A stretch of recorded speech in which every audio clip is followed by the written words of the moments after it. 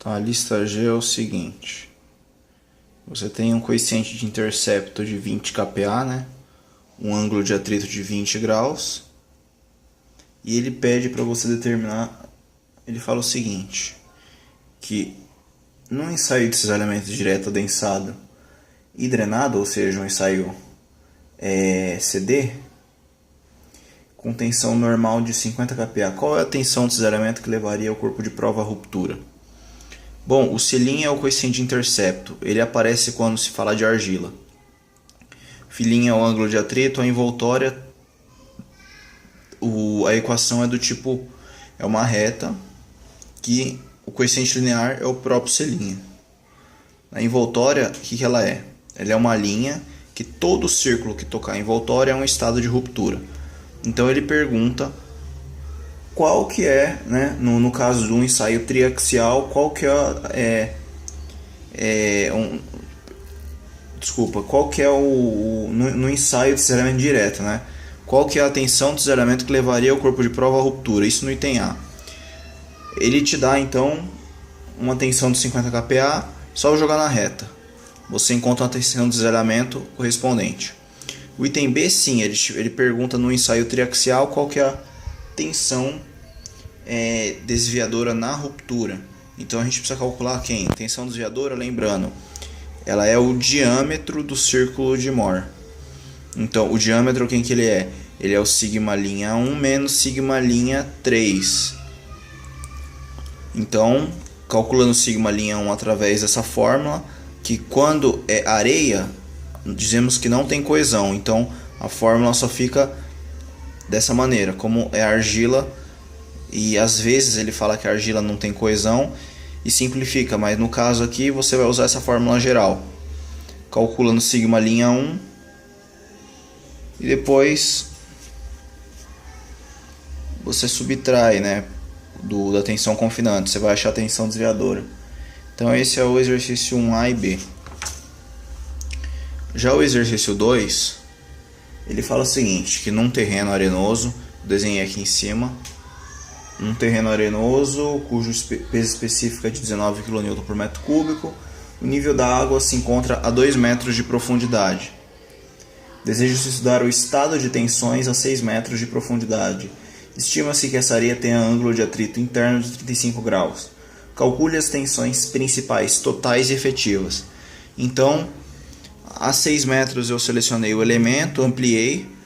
Então nós temos aqui tensões verticais efetivas e tensões horizontais efetivas. Lembrando que, como é areia, a gente não tem que se preocupar, o nosso K0 é essa fórmula, né? Se fosse argila, ia ser 1 menos C filinha, fecha parênteses, RSA elevado a seno de filinha. Isso para argila. Agora, como é areia, é essa fórmula. Então o K0, que é o coeficiente de empuxo em repouso, determina a parcela que corresponde à tensão efetiva horizontal, né? Então a gente calcula aqui a tensão vertical normalmente, né?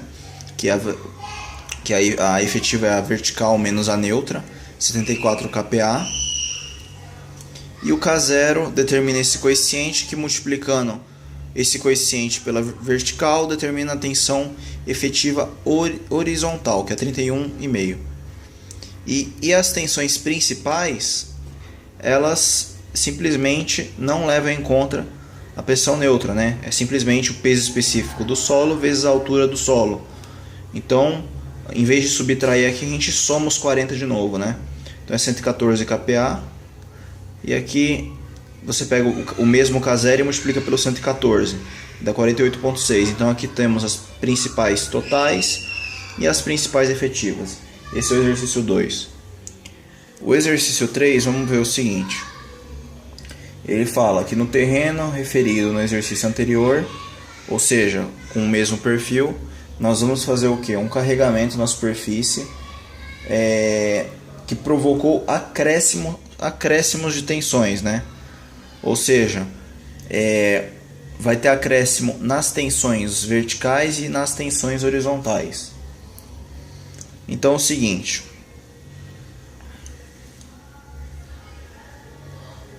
o exercício ele fala que Lembrando que o plano horizontal, quem atua são as tensões verticais. E plano vertical, o plano vertical, quem atua são as tensões horizontais. Por quê? Porque a tensão sempre é normal ao plano. Então é o seguinte, no plano horizontal ele fala que houve, né, um aumento, um delta sigma de 81 kPa. 81 kPa. Então eu coloquei aqui, ó. Antes era 74, né? Eu peguei aqui do exercício anterior, ó. Tensão efetiva anterior era 74. Você pega 74, soma com um acréscimo de tensão no plano horizontal, né? E a pressão neutra também sofreu um acréscimo, mas a pressão neutra sempre a gente subtrai. Então é menos um ΔU. Por quê? Porque aumentou a pressão neutra, diminui a tensão efetiva, porque a efetiva é a total menos a neutra. Então se aumenta a pressão neutra, diminui a efetiva. Então vai ser mais delta sigma menos delta U. Então é 74 mais 81 menos 30. E ele fala também que no plano vertical, que eu coloquei aqui, isso aqui corresponde a isso. No plano vertical corresponde às tensões horizontais. Então teve um acréscimo de 43 kPa, né, um delta sigma e um delta U de 30. Então você subtrai. Então você tem a nova tensão efetiva horizontal. Então, e aí ele pergunta o seguinte: determinar o estado de tensões efetivas devido ao peso próprio e ao carregamento, feito imediatamente após o carregamento e depois que a pressão neutra se dissipou. Então, essas duas tensões aqui, ó, elas correspondem a estado de tensões imediatamente após o carregamento. Correto? Então, o nosso sigma linha H, que é a tensão menor, vai ser nossa confinante, né? E o sigma linha V vai ser a nossa axial, que é o sigma linha 1. Então, essa linha cheia aqui é após o carregamento. Quando se dissipa a pressão neutra, os dois você vai o quê? Em vez de... Lembra que a gente havia subtraído? Por quê? Porque tinha um acréscimo de pressão neutra. Então, você vai somar, você vai esquecer esse ΔU, você vai zerar nos dois. Então, lembra que aqui você tinha subtraído ΔU e aqui você também tinha subtraído ΔU? Você vai então somar 30 nos dois. Então, você soma 30 nos dois agora porque dissipou. Então, não vai ter aquela subtração. Você viu? Eu só somei com acréscimo de tensão. Então o tracejado mostra que após a dissipação ele se afastou da envoltória.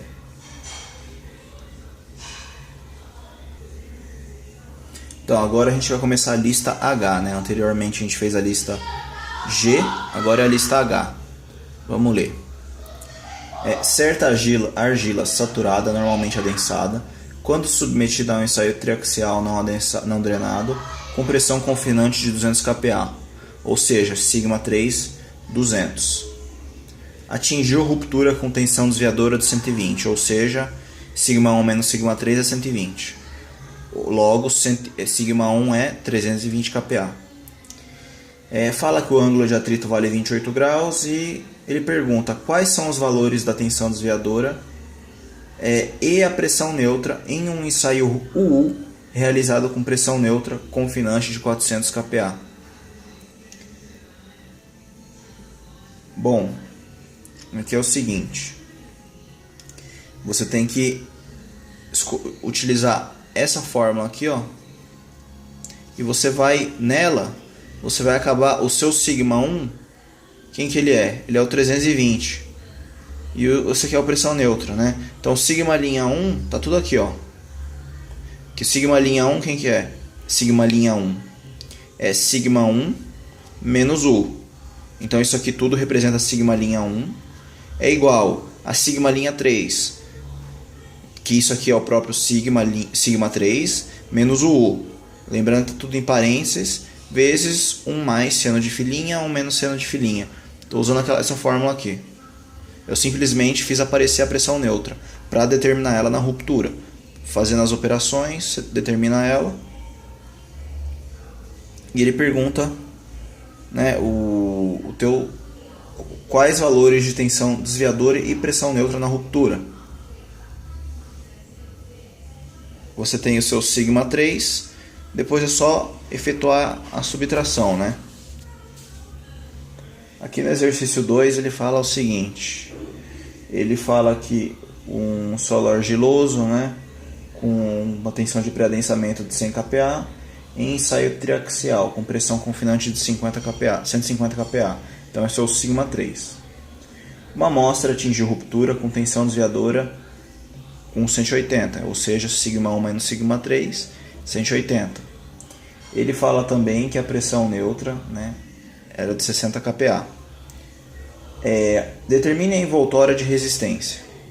Bom, a envoltória, você sabe que como é um solo argiloso, ele nesse caso aqui desconsidere coesão, né? Então tem esse tipo de formato, né?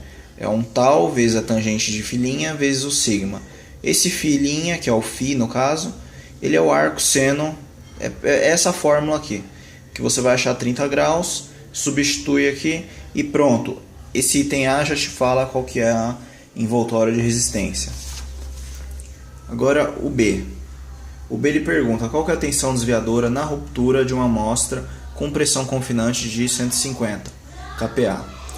Bom, isso aqui também é jogar na fórmula, né? Eu estou utilizando essa fórmula. Essa fórmula aqui é simplesmente aplicação de fórmula. O item C, ele fala que no ensaio de cisalhamento direto adensado drenado, qual que é a tensão de cisalhamento que romperia o corpo de prova, né? Aplicando uma tensão normal de 200 kPa. Mesma coisa, encontrar a envoltória, como o solo é o mesmo, é a mesma equação da envoltória.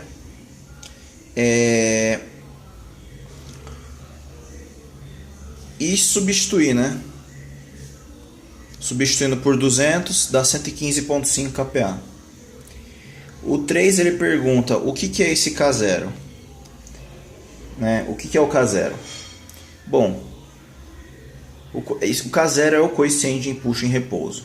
Ele é a parcela, né, que se vai para a horizontal.